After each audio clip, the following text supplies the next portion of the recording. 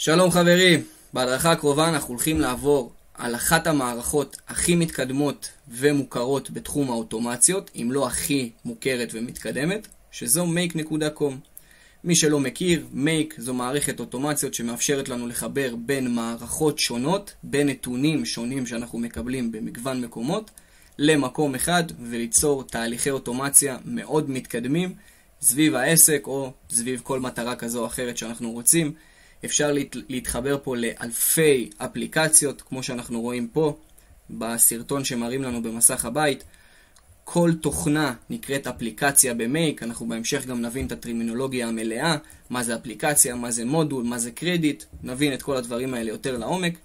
אבל שורה תחתונה אנחנו יכולים לחבר פה כמעט כל מערכת שנרצה, פייסבוק, מערכות CRM, מערכות דיוור, וואטסאפים, הכל אפשר לחבר לתוך תהליכי אוטומציה, וליצור מעגל שלם סביב העסק שלנו, שיעזור לנו להפוך אותו לכמה שיותר אוטומטי. אז אחרי שהבנו את היתרונות, אני בטוח שכבר אתם מכירים, אם לא, אז כדאי להכיר. בואו נפתח חשבון ונבין איך זה נראה בפועל. אז כדי לפתוח חשבון אנחנו יכולים לרשום בגוגל, make.com, להיכנס לאתר שלהם, לפתוח חשבון חינמי, כמו שאנחנו רואים פה מצד ימין. אנחנו יכולים לפתוח חשבון חינמי עד 2 פעולות, 2 תהליכים פעילים, ועד 1,000 פעולות אוטומציה בחודש. שוב, ניכנס יותר לעומק, נבין בדיוק מה זה אומר, אבל יש לנו גם את האופציה להתנסות במייק לפני שאנחנו משלמים. אז כמו שאמרתי, אופציה ראשונה היא לפתוח חשבון על ידי לחיצה על הכפתור הזה, בעמוד הראשי שלהם. אופציה שנייה היא דרך הקישור שאנחנו נצרף להדרכה הזו, זה קישור אפילייט, מי שמתאים לו אנחנו מזמינים, מי שלא גם בסדר מבחינתנו, העיקר שיהיה לכם חשבון ותתחילו לעבוד. אז אחרי שפתחנו, אנחנו נענה על מספר שאלות שמייק ישאלו אותנו, יותר לבקרה פנימית שלהם, איך הגעתם אליהם, כמה עובדים יש לכם, איזה סוג עסק, איזשהו סינון שהם עושים. לאחר מכן תקבלו מייל שתצטרכו לאשר את המייל שלכם, ואנחנו בפנים. אז אחרי שעשינו את כל התהליך הזה, אנחנו כבר יש לנו חשבון. בואו נראה איך נראה החשבון מבפנים לאחר ההרשמה. מעולה. אז אחרי שביצענו את ההרשמה, הגענו למסך הראשי של החשבון שלנו. כמו שאנחנו יכולים לראות, אנחנו כרגע נמצאים על Organization. בואו נבין רגע את השפה של מייק, נעבור קצת על הקטגוריות, ואז נצלול פנימה, נבין איך אנחנו בונים בפועל את התהליכי אוטומציה השונים. מעולה. אז בואו נעבור על המסך הראשי שאנחנו נמצאים בו עכשיו, ה-Organization. פה אנחנו רואים במבט מהיר, בהמשך גם שיהיה לנו תהליכי אוטומציה פעילים, שפה הם נקראים Scenarios. אנחנו נראה אותם פה בטבלה מסודרת, ופה אנחנו ממש רואים את הנתונים על החשבון שלנו. מהו השימוש הממוצע היומי? כמה פעולות אוטומציה אנחנו משתמשים בממוצע ביום? אנחנו יכולים לראות את זה גם פה, ב-14 ימים האחרונים.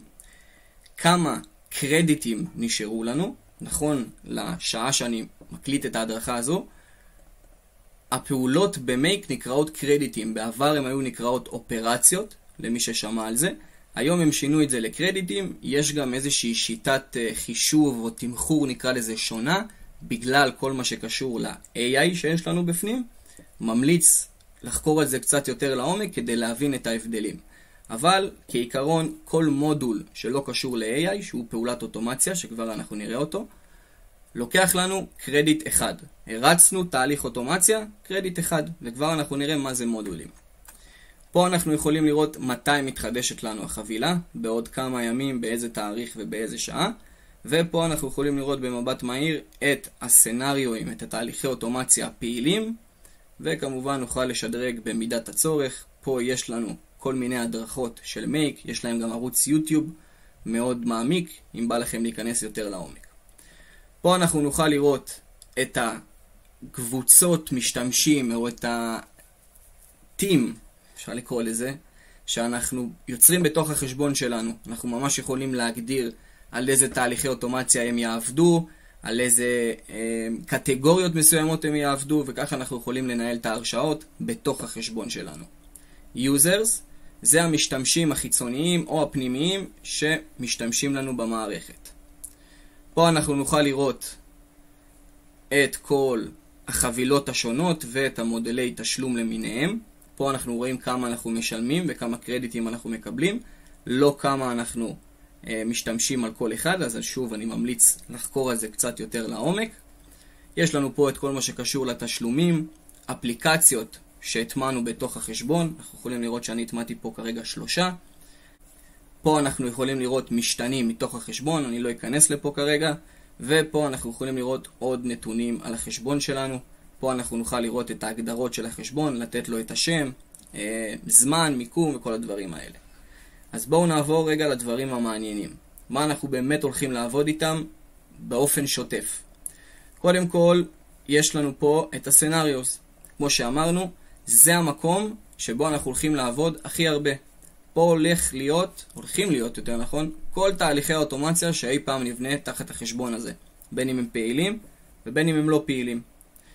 פה, ב-AI Agent, אנחנו נגדיר את כל מה שקשור לסוכן AI שלנו, שגם אפשר להקים אותו בתוך Make. טמפלטים. פה אנחנו יכולים לראות כמות עצומה של טמפלטים עם כל מיני מערכות שאנחנו ממש נוכל להטמיע בלחיצת כפתור בתוך החשבון שלנו, לעשות את ההתאמות הרלוונטיות. אפשר גם לשאוב מפה כל מיני רעיונות למיניהם, לא חסר. זה האזור הזה. ב-Connections אנחנו יכולים לראות את כל החיבורים השונים שלנו. אנחנו יכולים לראות את החיבורים השונים שעשינו למערכות השונות. מעולה. פה אנחנו יכולים לראות את כל המפתחות גישה למיניהם. אנחנו נוכל לראות פה את כל כתובות הוובבוקים למיניהם. אז אנחנו ממש יכולים לראות את כל הנתונים. אני לא אכנס לפה כי זה כבר קצת יותר רגיש. Data Stores. אנחנו יכולים לבנות מאגרי מידע בתוך Make, סטייל כמו מה שאנחנו עושים בגוגל שיטס, כמובן עם קצת יותר מגבלות, אבל אנחנו יכולים לבנות את זה בתוך Make עצמה. ממליץ לחקור על כל הקטגוריות למיניהם, לרוב הם רק יכילו מידע, אנחנו לא ניגע בהם יותר מדי, למעט פעולות ספציפיות, אז ממליץ לחקור על זה יותר לעומק, אבל אנחנו רוצים להתרכז בלהבין איך בונים אוטומציות במערכת, ובשביל זה לרוב אנחנו נעמוד ונעבוד תחת הסנריוס. אז פה כמו שאמרנו אנחנו רואים את כל תהליכי האוטומציה למיניהם, וכדי להקים תהליך אוטומציה חדש אנחנו פשוט נלחץ על הכפתור הסגול שיש לנו מצד ימין וניצור סנריו חדש, תהליך חדש. כמו שאנחנו יכולים לראות כבר אוטומטית נפתח לי רשימת האפליקציות. אם אני אצא מזה וילחץ פה שוב על הפלוס, אז אני אראה את כל האפליקציות למיניהם שכרגע יש להם מודול קיים. מה זה מודול קיים? כל עיגול כזה שאנחנו רואים עם אייקון או עם לוגו של תוכנה מסוימת, לדוגמה פייסבוק, אז לפייסבוק יש כמה מודולים במייק. יש להם את המודול הזה שהוא קשור לפייסבוק Ads, יש לנו פה את הפייסבוק Pages, עוד שקשור יותר לתוכן מסוים. פה זה כל מה שקשור למידע ונתונים סטטיסטיים על מודעות. אז יש להם כמה מודולים רק לפייסבוק. שורה תחתונה, כל עיגול כזה שאנחנו רואים פה, שזה תקף גם פה, אם לדוגמה אני אעשה את ה-New Lead, אז יש לנו את המודול של פייסבוק, בכללי זה של פייסבוק, ואם אנחנו מסתכלים בתהליך אוטומציה הזה, אז גם כל עיגול כזה שאנחנו מסתכלים עליו נקרא מודול. ובתהליך אחד יכול להיות לנו עשרות מודולים עם עשרות מערכות שאנחנו יכולים לחבר, באמת לא חסר, וכל אחד מהפעולות האלה, מהעיגולים האלה זה מודול. וקודם שראינו על החישוב, בואו נחזור חזרה רגע לדף הבית, אז ראינו את הקרדיטים. אז כל הרצה של עיגול כזה, של מודול, נחשב קרדיט אחד.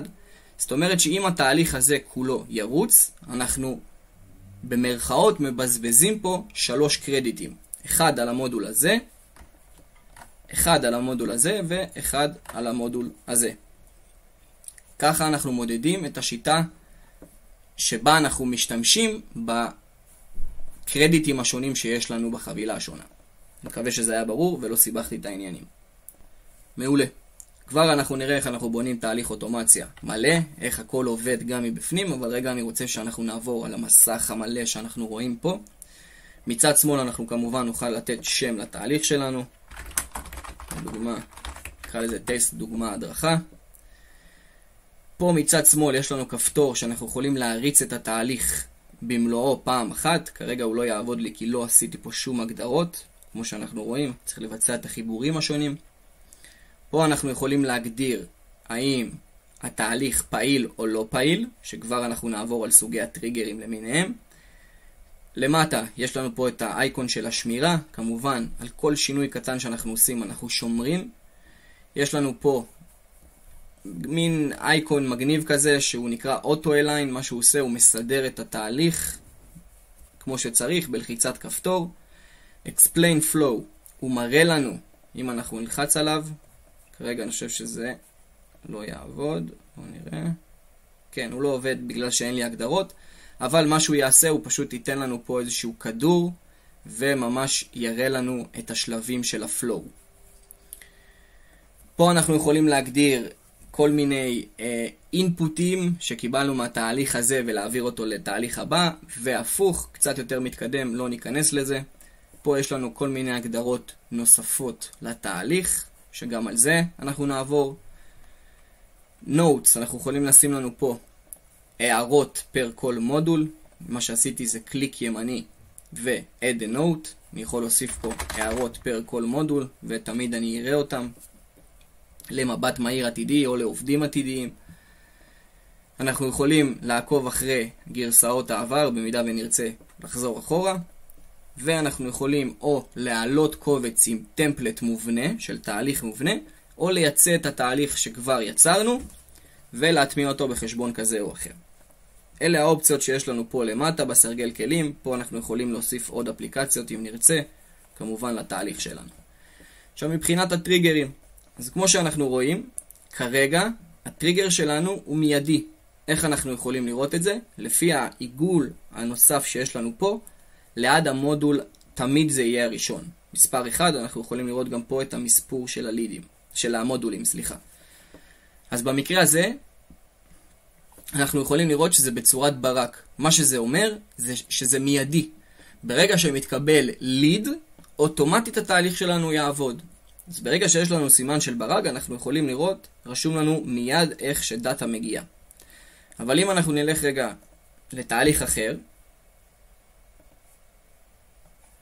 נניח נלך פה לגוגל שיטס, פה אנחנו נראה שיש לנו טריגר של שעון. יש תוכנות מסוימות, אפליקציות מסוימות, מודולים מסוימים, כל אחד מזה זה נקרא אפליקציה, סליחה לא מודול, זה נקרא מודול בעיגול שלו, אבל יש להם את האפליקציה שלהם, במקרה הזה האפליקציה היא של גוגל שיטס, ולכל אפליקציה יש את ההגדרות שלה. זאת אומרת, יש לנו את הטריגר, אם אנחנו רגע נמחק פה ונבחר שוב את הגוגל שיטס, אז אנחנו נוכל לראות שיש לנו פה מספר פעולות שאנחנו יכולים לבצע, אבל אף אחד מהם לא רשום לידו, לדוגמה כמו שאנחנו רואים פה בפייסבוק, אינסטנט. ברגע שרשום אינסטנט זה אומר שזה מיידי. ברגע שאין את האינסטנט זה אומר שזה רק על פי זמנים מוגדרים. אז אנחנו יכולים להגדיר פה את הזמנים, מתי אנחנו רוצים שהתהליך שלנו ירוץ. אז יש לנו את ההגדרה הרגילה, שפה אנחנו יכולים להגדיר כל כמה דקות התהליך ירוץ. במקרה הזה אנחנו יכולים לראות כל 15 דקות התהליך הזה ירוץ. עכשיו אנחנו יכולים לעשות פה גם סינונים קצת יותר מתקדמים. לדוגמה שהוא ירוץ בין השעות 8 בבוקר עד לשעה 4 בצהריים. כמובן כל 15 דקות, אבל רק בין השעות האלה. אנחנו נוכל לבחור באיזה ימים אנחנו רוצים שזה ירוץ, וגם באיזה חודשים. אז גם שמדובר בזמנים, יש לנו פה מקום למשחק ומקום לתמרון מאוד מאוד רחב. אנחנו יכולים להפעיל אותו פעם ביום, פעם אחת בכללי, פעם בשבוע, פעם בחודש, בזמנים ספציפיים. לא חסר אופציות, באמת, תיקחו את זה לאיפה שאתם רוצים. כמובן שאפשר להיכנס יותר לעומק. מה שאנחנו רוצים לעשות בהדרכה הזאת זה להבין את המקרו במבט על מה זה make, מה הטרמינולוגיה שלה, מה אומר כל דבר, איך עובדים עם כל דבר, ולאחר מכן אנחנו ניכנס כבר יותר לעומק בהדרכות נוספות, איך עובדים, איך מחברים, איך יוצרים, איך הכל. אז אחרי שהבנו את make, הבנו את הטרמינולוגיה פחות או יותר, בואו נבין איך אנחנו יוצרים תהליך מאפס. איך זה נראה? אז אחרי שיצרנו תהליך, שוב, אנחנו נבחר פה את הטריגר הראשון. כל תהליך אוטומציה מופעל משלושה דברים: טריגר, סינון ופעולה. במקרה הזה תמיד השלב הראשון יהיה טריגר. מה אמור לקרות כדי שהתהליך שלנו ירוץ? אז מה שאני עושה פה, אני יוצר פה Webbook מהר. אנחנו יכולים לראות, הוספתי פה מודול שנקרא Webbook, יצרתי Webbook חדש, ניתן לו פה שם כדי שאני אבין. מעולה. עכשיו, מה זה Webbook'ים, איפה מטמיעים אותם, זה כבר הדרכה בפני עצמה, אבל זה הטריגר שלנו. מה זה אומר? שברגע שהנתונים יתקבלו ל-Webbook, התהליך שלנו ירוץ. זה בעצם הטריגר. לדוגמה, מישהו ישאיר פרטים באתר, אחרי שהוא שלח את הפרטים, אוטומטית ה-Webbook יקבל את הפרטים, ויפעיל את תהליך האוטומציה. אז אני כבר יוסיף את ה-Webbook הזה לאיזושהי תוכנה שנוכל לקבל פרטים, ונראה איך זה נראה בפועל. מעולה. אז אני הוספתי את הפרטים לתוכנה שאני אוכל לקבל, את הכתובת של ה-Webbook לתוכנה שאני אוכל לקבל בה את הפרטים. עכשיו, כדי להפעיל את התהליך, אנחנו יכולים כרגע, בגלל שיש לנו מודול אחד, אנחנו יכולים או ללחוץ על ה-Run Once, ואז יפעיל לנו את התהליך, כי מה שהוא עושה, גם אם יש לנו פה עוד מודול, לדוגמה זה, אז זה יפעיל את שתיהם, זה יריץ את שתיהם, ברגע שאני עושה Run Once. ואם אני רוצה להפעיל רק את המודול הספציפי הזה, או כל מודול ספציפי אחר, אני פשוט אעשה קליק ימני, ו-Run this module only. עכשיו אני אשלח את הפרטים, ואנחנו יכולים לראות שכבר בלייב קיבלתי פה את כל הפרטים דרך ה-Webbook. יש לנו פה את השם, מספר טלפון ומייל. ועכשיו אני אוכל לעשות עם זה מה שאני רוצה. אני אוכל לדוגמה להוסיף את זה לאיזושהי טבלה בגוגל שיטס, שזה הפעולה בעצם. אמרנו, יש לנו טריגר, פעולה, ובאמצע אנחנו יכולים לראות שיש לנו את האופציה של הסינון. אז אנחנו יכולים להגדיר סינון רק אם קיים טלפון, לדוגמה. ואז אנחנו מגדירים על השדה של הטלפון שהתהליך ירוץ אך ורק אם הוא קיים. יכולים לראות, התנאי הוא שהשדה פון קיים, הוא מכיל ערך. רק אם הוא קיים, תרוץ, תמשיך את התהליך. אם הוא לא קיים, אל תמשיך את התהליך. אז זה מה שמראה לנו פה הפילטר. מעולה. אז בואו ניכנס לבפנים ונראה איך זה נראה בפועל. אני אכנס פה למודול של גוגל. אני יכול לבצע חיבור. כמובן, אם זו פעם ראשונה שלכם, אתם תצטרכו לעשות קונקשן. כרגע לא נתרכז ונתעמק בזה, אבל רק כדי שנבין איך תהליך אוטומציה עובד, אני אחבר פה איזשהו טבלה שאני יודע שהיא לא פעילה. וברגע ששמתי את כל ההגדרות, אנחנו יכולים לראות שאני יכול להכניס פה את כל הפרטים. אז אני יכול ממש גם למפות מהמודול הקודם, מהפעולה הקודמת שבוצעה. אנחנו יכולים לראות שהנתונים שקיבלתי, אני ממש יכול להוסיף את המשתנה שלהם. ואז כל פעם, כמובן, אם אני אקבל פה שם אחר, אז השם הזה יופיע. כי אנחנו מושכים את השדה שהוא מכיל את הערך שאנחנו רוצים להכניס. אז במקרה הזה, פה זה השם המלא, פה זה האימייל, ופה זה הפון. וככה אנחנו יכולים להמשיך ולהמשיך ולהמשיך, וסתם בשביל לראות איך זה עובד, אני כרגע אשלח פרטים, אבל בלי המספר טלפון. ואנחנו יכולים לראות שהפעם הוא לא עבר. פעם אני עשיתי run once, בואו נעשה את זה שוב. אנחנו יכולים לראות שזה מפעיל את שניהם. קיבלנו את הפרטים, אבל הוא לא עבר את הפילטר, כמו שאנחנו רואים, כי הוא לא קיים. ועכשיו אם אני אשלח שוב את הפרטים ויריץ את התהליך, אנחנו נוכל לראות שהפעם הוא עובר ומוסיף את הפרטים. אם אנחנו נסתכל על הטבלה,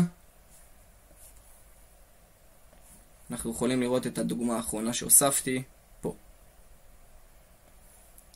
מעולה. אז ככה אנחנו יוצרים תהליכי אוטומציה במייק. כמובן שיש עוד המון דברים שאפשר ללמוד, נוסחאות, פיצולים, ראוטרים, אגריגייטור, איטרטור, יש עוד המון דברים, עוד המון שמות מפוצצים, אבל בשביל זה אנחנו פה, לאט לאט אנחנו נמשיך ונעלה את ההדרכות, כדי להפוך אתכם למקסימום מקצוענים בתחום. אז אני מקווה שהכל היה ברור. תנו בראש, תתחילו לתת ולבנות את התהליכי אוטומציה שלכם. נתראה בהדרכות הבאות.